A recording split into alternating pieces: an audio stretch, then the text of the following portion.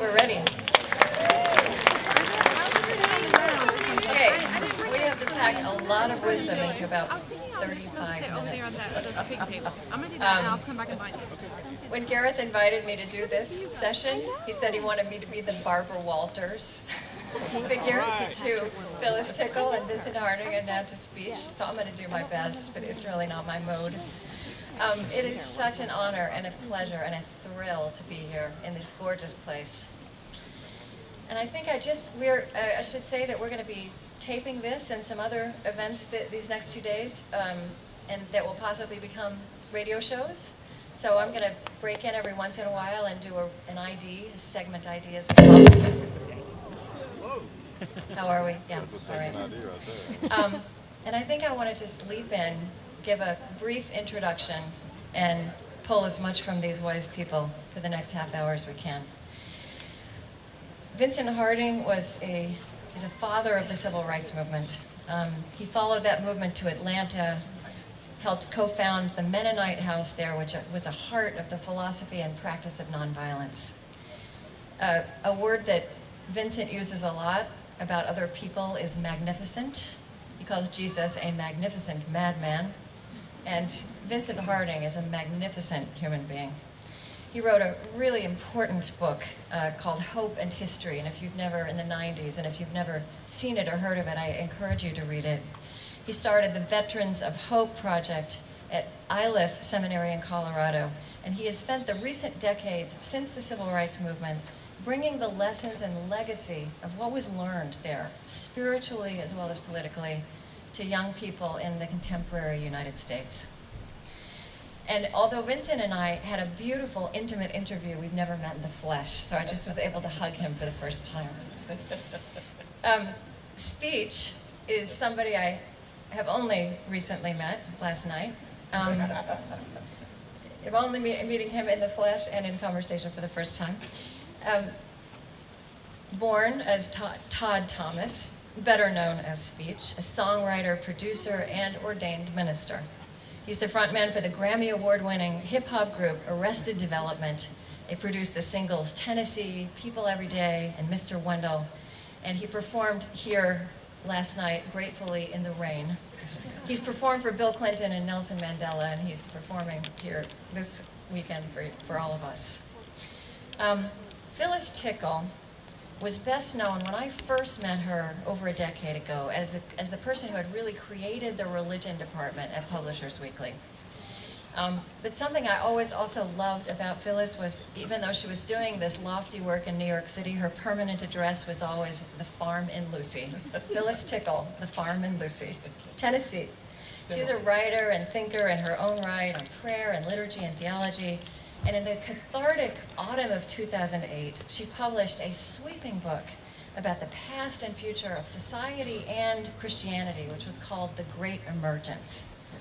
Now, out of the corner of my eye, over this past decade, I've watched Phyllis become what I've thought of as the mother superior of the emerging church movement.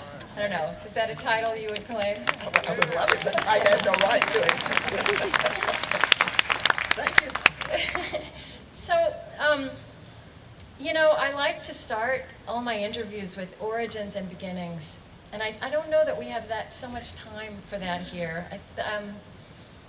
I think I want to leap right into what some of your passions are now, what you're working on in the world now. If you have a way to weave in the earliest spiritual background of your childhood into that, you know, where you came from to get to where you are now, do that, but we don't have much time. Phyllis, your book is so brilliant, and what I think is so important is you have framed your understanding of this moment in the life of the Christian church, of Christianity as a religion. You've grounded your sense of that in a sense of the cathartic moment we inhabit in all of our disciplines, in all of our endeavors as societies, as individuals. And you call that the Great Emergence. And when you talk about the emerging church within that, as you know, that you began to see something that you call the gathering center. It's a new center. It doesn't look anything like the old center looked. So I'm just curious, tell us a little bit about what you started to see, what you saw, what that looks like, and how you've watched that emerge. Well, first of all, I have to be a little honest. Thank you for the accolades, but I must confess that there's not much original thinking on my part. It was a matter of putting together the patterns, the insights have all got academic roots way back. I'm a recovering academic. It's a condition you never get over, but I am, and I have to have 5 footnotes for everything I say. It's like going naked in New York City. You just don't do it, and so I have to have 5 footnotes. So much of what the Great Emergence as a book really was an assembling, if you will, of the ideas of other people. The Roman Church, for instance, began to teach this whole idea in 1970 as part of its catechesis. You can go back to 1907 in Rauschenbusch, where he clearly says we're back into Reformation again. Yeah. But because it's cynical, I know, but there is a certain authority to the cash register. I truly believe in the cash register.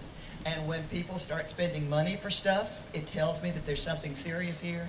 And when the books began to go in the early 90s and the mid-90s, and religion suddenly became, and you remember this, the bestsellers, then all of a sudden, Publishers Weekly, the trade journal, needed coverage of what was happening because there'd been no religion department.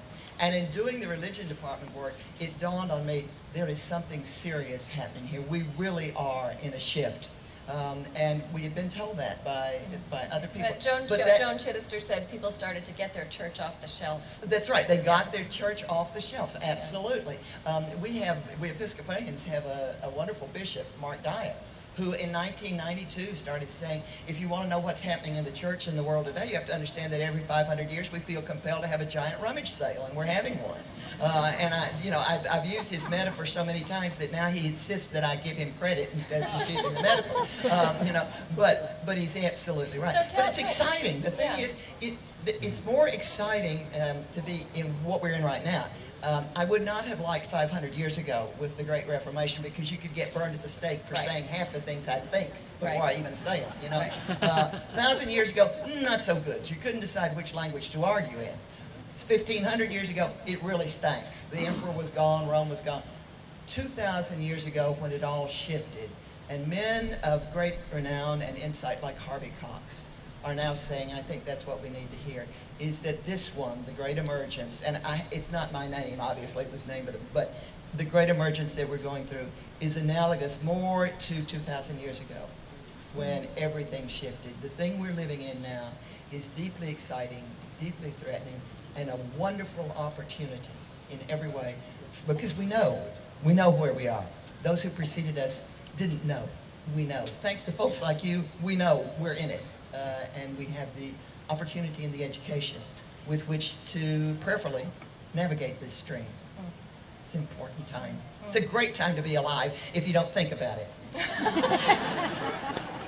Right. Vincent, something that you, I believe, have become especially passionate about. I don't know if this has been true forever, but I know recently you're really concerned about the opportunity we have now in this country, perhaps, to grow up as a democracy. Your idea that in fact, without realizing it, we are a developing nation when it comes to living in a multiracial, multi-ethnic, and multi-religious society. I wonder how you think about what a robust Christianity has to offer that kind of moment and that kind of task.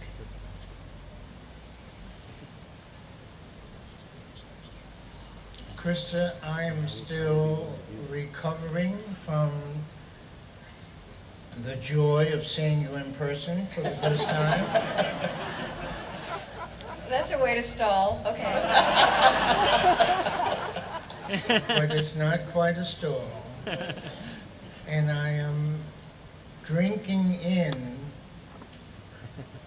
the beauty of being with my son and co-worker here. And what's on my mind is very close to what Sister Phyllis is talking about. I think that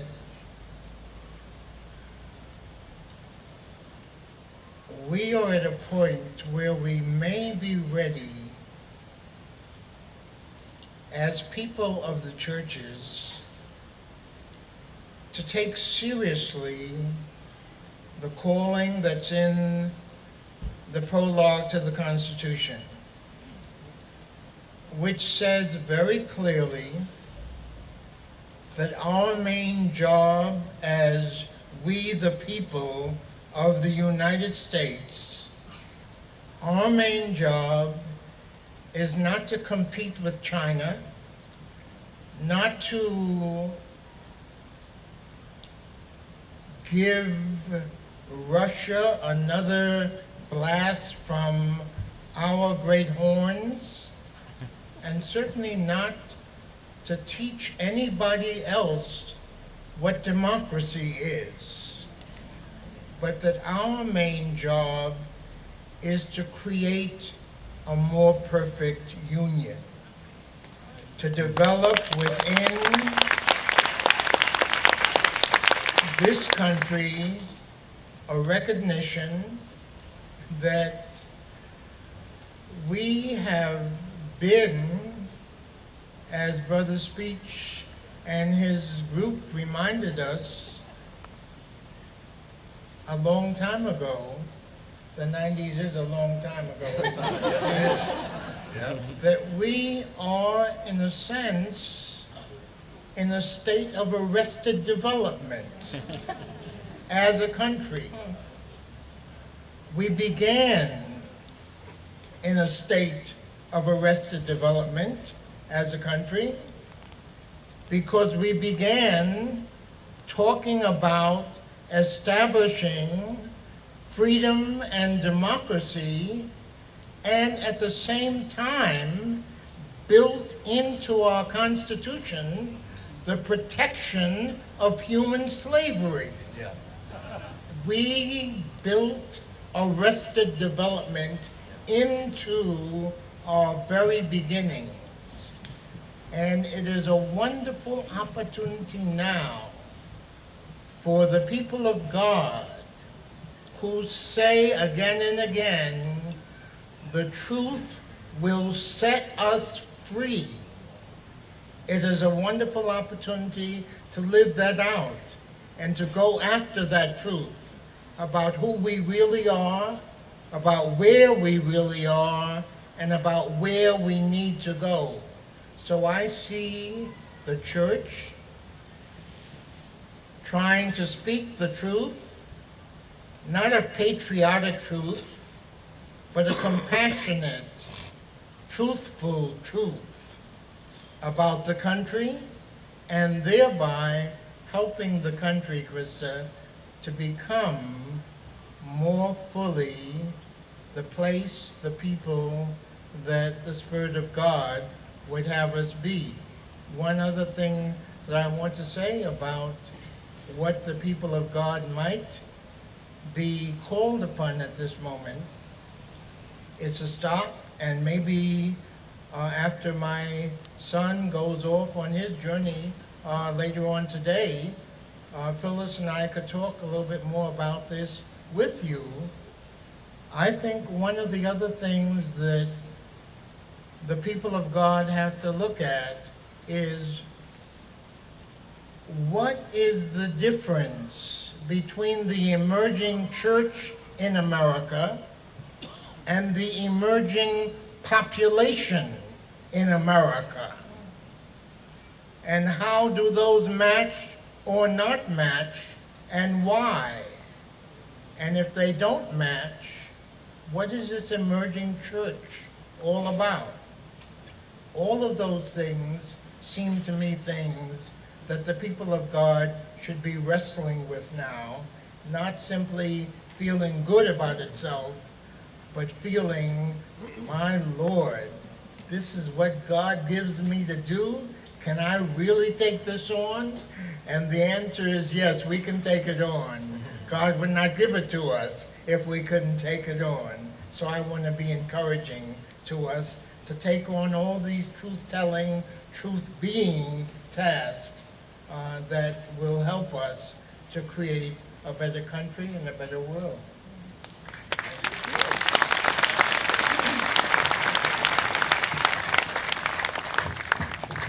Speech, we only have you today. The three of us are going to be back again tomorrow. So this is our chance to hear from you. I did say to Gareth when you were added to this panel that you're not quite an elder. Although it's true that for my 15-year-old son, the 1990s was a long time ago. That's true. And Vincent said, we will anoint you an elder in training. That's great. I'll take that. Thank you. I've read that you describe yourself growing up in Milwaukee as an angry young black man.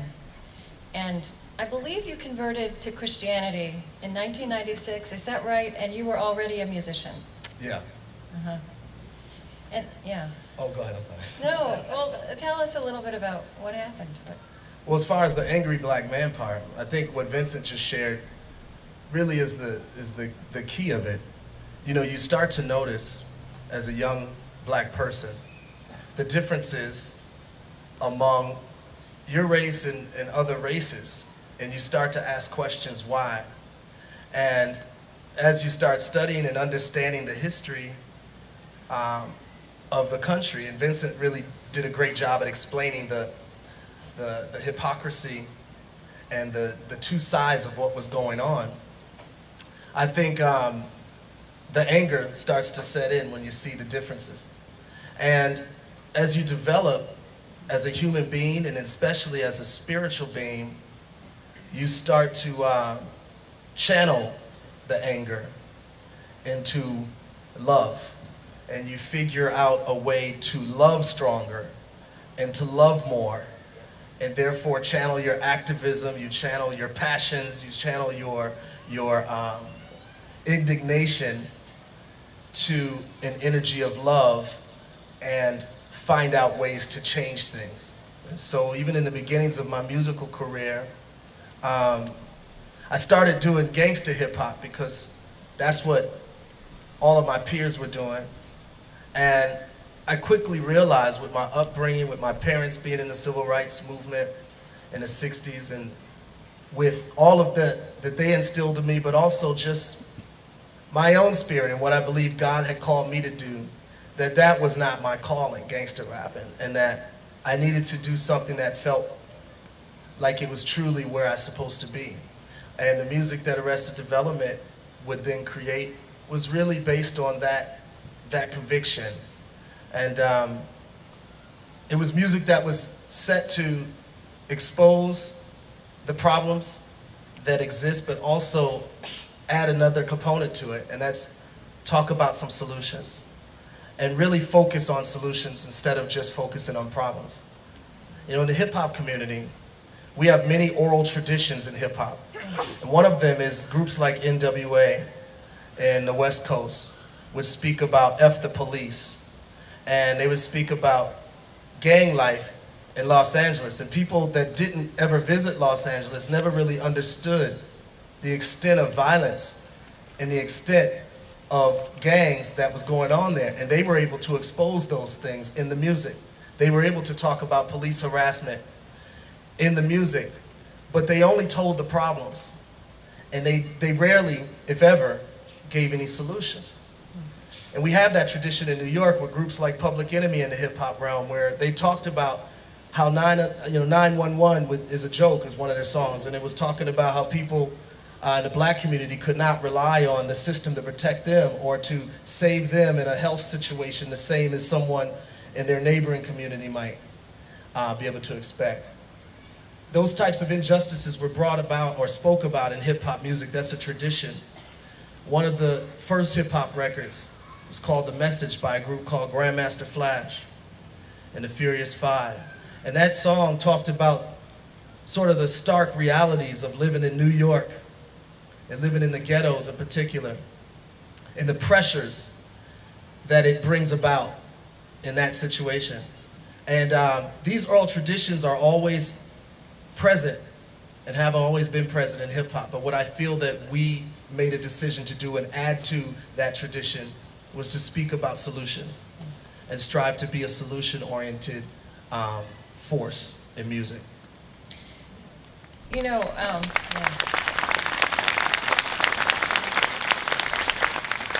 Vincent, when you and I spoke a couple of years ago, you talked about the civil rights experience of music and how there was this experience of everything political that went on, and marches and bus boycotts and all that, but there was this pivotal experience right in the middle of it of those who sang the way to freedom.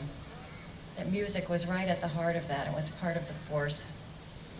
And I wonder, I mean, it kind of, speech as I hear you speak about how you think about what you do, that there's a sense in which maybe you enter that lineage in a very 21st century way. Not the same kind of music, not the same kind of message, but seeking the same kind of force. Without a question, I think, you know, hip-hop is an amazing music form because unlike many other genres of the ages, hip-hop is very much dependent upon older music. Its very existence, you know, in hip-hop we sample, especially in the beginnings of hip-hop, we sample music from the past. And so our musical backdrop already had within it the energy of the last poets, or it had within it the energy of Sly and the Family Stone, or James Brown, or Bob James, or Aerosmith, or you name it. Interwoven within the very existence of the music was in some way or another a homage to those that came before us.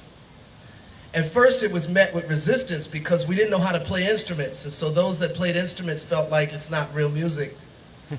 But I think as the music continued to press forward, most people gained an understanding that it was an understanding of the past generations and the various things that they contributed musically, and not just musically, but spiritually and politically. Those things were built upon in hip-hop, with that being our music bed, and then us bringing other ideas and new ideas that sort of built upon what they did. Do either one of you want to add anything to this, or Vincent? Well, I think he's absolutely right, and you're right too about lineage. It's always the music. It's always the music that carries. The Reformation was new theology 500 years ago, right? Brand new theology to people who couldn't read. Duh. So, you know, what do? There's no broadcast, there's no KristaTippett, you know, and we can't read books. What do? We write hymns, right? Then all it takes is one man in every little village who can carry a tune and read. And we take that dadgum printing press and we turn out 1,000 copies of A Mighty Fortress Is Our God, and we disseminate them. And all of a sudden, it's always been the music. And as I laugh and tell audiences, if you don't know it's the music, you don't understand, you don't understand, you don't understand, you don't understand. One more praise song and I'm going to kill somebody. But it's the music. I love what you're saying. I just love what you're saying. I hope I get a disc of what you just said, because I've never heard anybody do it quite so brilliantly and beautifully as what you just did. But yes, it's a fool. One of the things the church has, forgive me, one of the things the church has failed on, as far as I'm concerned, as we go through this time, is they're still playing organ music. Excuse me? And Bach's great. There's no problem. But what you said about, so take Bach and bring him here. Take Handel and bring him here. You know, what is the, I don't know, Hallelujah chorus look like? Well, let's leave that alone. That's a sacred one. Forget that one. You can do whatever. But when do we begin to do exactly what you're talking about? And do it in church, you know? Yeah, you may have to shoot a lot of church organists to do it, but yeah. I think it's important, and from a spiritual standpoint, I look at what Jesus talked about as far as being shrewd as snakes. Absolutely. And innocent as doves. And I think that there's something that we all can continue to dig out of that as God-fearing people. For me personally, there's a conference that I'm holding next month in Atlanta that I'm passionate about. You spoke about what we're all passionate about right now. And that's one of the things. And I invite everyone to come down and join us. But it's called Shrewd. And the whole premise of the conference is just what you said, striving to be more shrewd as managers of the gospel to this generation that is developing in the various ways that people develop, and finding ways to be more shrewd as we strive to bring the light to people. So you know, as a parent of a son who really loves hip hop, I have this mixed experience because you know, sometimes he'll actually say to me when the radio is on, he'll say, "Mom, turn it off. You're too. You can't hear these lyrics, right? You're too tender. You're too innocent." But my experience of that music, and as he and his friends carry it around, is that it goes all the way through their bodies, and there's something really beautiful and powerful and humanizing about that that's quite separate from the lyrics. And I'm bringing that up, we just have a few more minutes, because the theme of this festival is remembering the body, which I was hearing as remembering, recalling. There's actually a capital L in there, and remembering, so we can interpret this a few different ways. But I think this subject of music, I mean, you said people didn't have instruments, but you had your voices and you had your bodies, and that's what we've all always had. I wonder, just as we finish this session, maybe if the three of you would each reflect a little bit on what that phrase, remembering or remembering the body, means to you in this kind of evolutionary moment. Sure. I think what it means to me, and especially in context of what we're speaking about today, is remembering the power that each of us have through God and through His Spirit to once again revolutionize the world. You know, in Acts, it talks about how the apostles were able to turn the world upside down, and how the gospel was able to be preached throughout the world. And I think that it's important to remember that within our bodies is a spirit of a revolutionary. And with that there's less fear and more faith that we can accomplish bringing light to the world, that there is a power within us, and that it's important for us to remember that power. I'd like to say something as well, Krista. I think that it is so important to remember that what the music of the movement did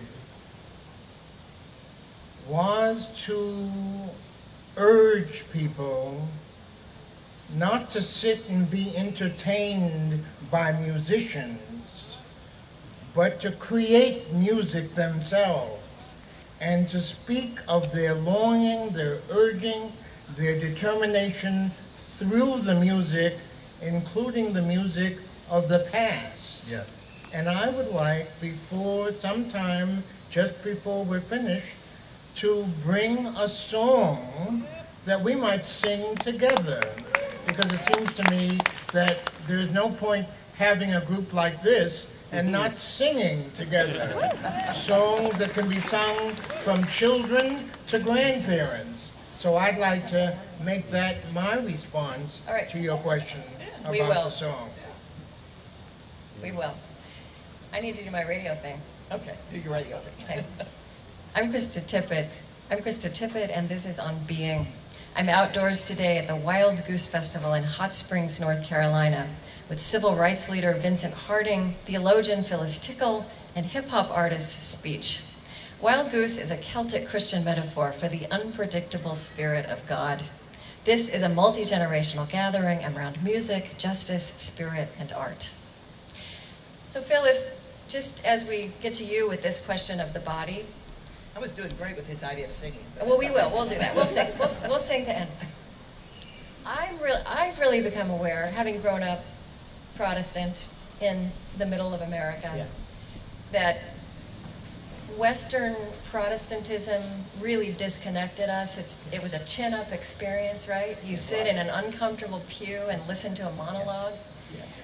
Where religion in human history for those 2,000 years, you know, this was a cathartic place where you are singing and dancing and weeping and people are sometimes having to go outside their churches to rediscover that in yoga studios or art classes or, you know, the different places we're getting it. Or just listening to Pandora. So I just offer that to you as an Episcopalian. Yes. We couldn't decide which side of the road to drive on, so, you know, that's who Episcopalians are. So but it's a good place to be, okay? So remembering the body. Yes. What is the challenge of that, as you see it, in this great emergence of society and church? One of the characteristics of emergence Christianity, wherever you find it, in this country or abroad, wherever you find it, one of the principal characteristics is that it's deeply liturgical and deeply incarnational. Those are the two. And they mean essentially close to the same thing. And that is that when you get my age, you do a lot of endowed lectures, okay, because they don't know what else to do with you. And so I do a lot of those. And every time I'm on a college campus or a university campus, at least 3 young folks say to me, independent of each other, I don't want a faith that I can't feel in my body. This, and they will do this. The wearing of scapulas by Roman Catholic young people just astonishes me when I see them, you know, under the shirt. So it's a feeling that we are one thing. We're not body here and spirit here and mind there. We are. This is us, the whole thing. And therefore, my body has to believe in Jesus Christ. Right. It's not enough that my mind does. I'm also really aware we've narrowed, when we talk about Christianity in American culture, it's what you believe, right? And it's not what you believe, it's who you are. And that includes how you move through the world physically. What you eat and how you breathe, you better believe it. It's all me. And while we're doing remembering, can I say, may I say one more thing that, and it's a jump from where we are now. The minute I hear remembering the body, I also jump to the fact that there are many Christianities. And we in this country forget that. There are many Christianities. And one of the things we have to do now is to begin to engage other forms of Christianity around the world. North American Christianity, Caucasian Christianity, ain't where it's at, boys and girls. You know, it's just not. That's right. And the minute we do that, we have to recognize there are also many canons. I'm going to get blasted off the stage, so I'm saying it really quickly. There are many canons, all right? Each of those forms of Christianity has a slightly different canon from what we've got. We've got to look at what we are as the Church Universal. And do it now. It isn't going to wait. And when we do, one of the first questions is going to be, what is the nature of Scripture? Because whatever else it is, Scripture is the Word of God given to us. That's what we've got. It's, you know, it is. And we have to decide if perhaps we left some things out in the West that should not have been left out, which goes back to much more embodiment or incarnational when you get into some of the other canons of Ethiopian, for instance, church. Yes. So, I'm through. I'll hush. For right now, because the clock says that. We'll see you again tomorrow morning, and Vincent, and speech. Okay, so how are we going to sing? How are we going to finish this? I'd like to introduce the song. Yes, all right. So we're going to take 5 more minutes and sing, or maybe 10.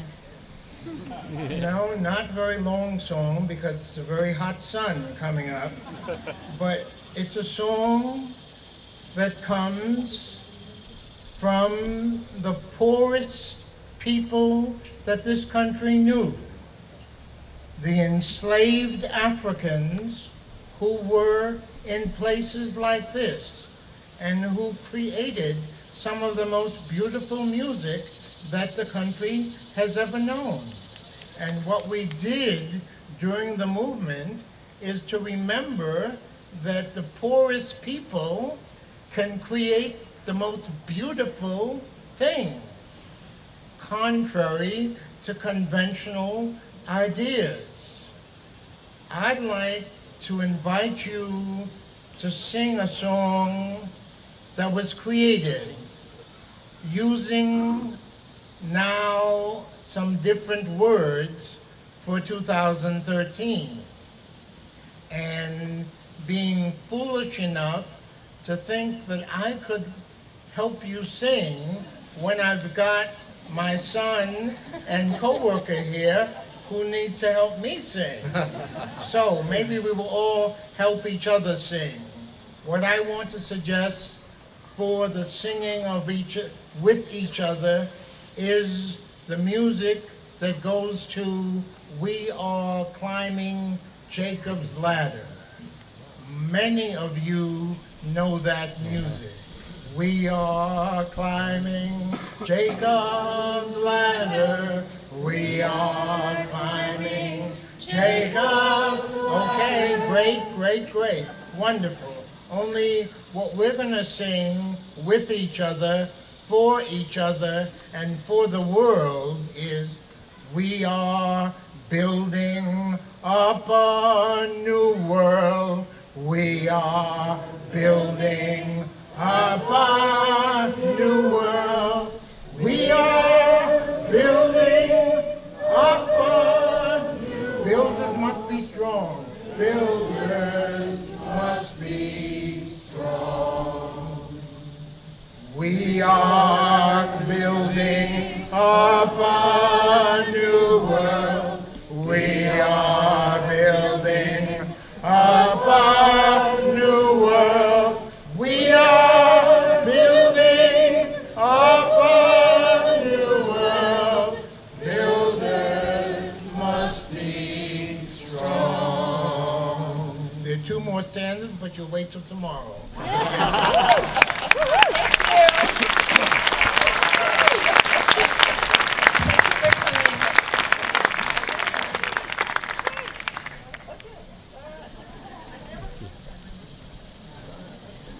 Good.